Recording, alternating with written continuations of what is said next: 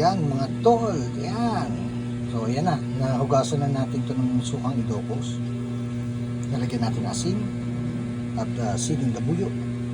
Ihalo na natin ang ating sibuyas at ang ating natawag niya cucumber.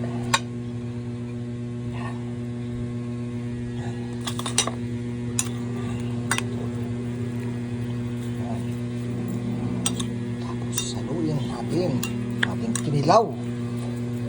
Tapos siyempre huwag kalimutan ng ating lemon.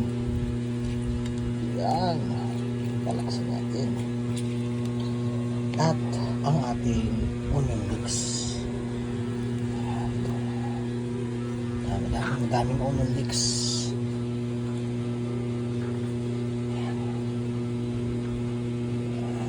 Siyempre ang ating sukang Ilocos.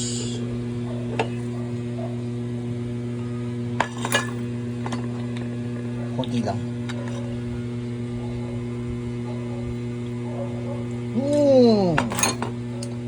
The best. Uy, amoy pa lang. Masarap. Mangantang. The best tool. Masarap ng amoy ng ating kinilaw.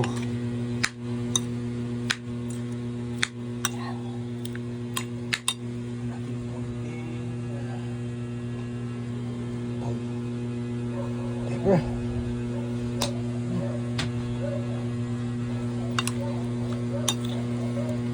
Kain natin tol.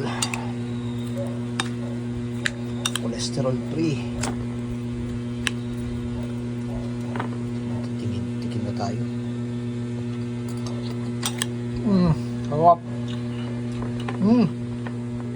Sabi.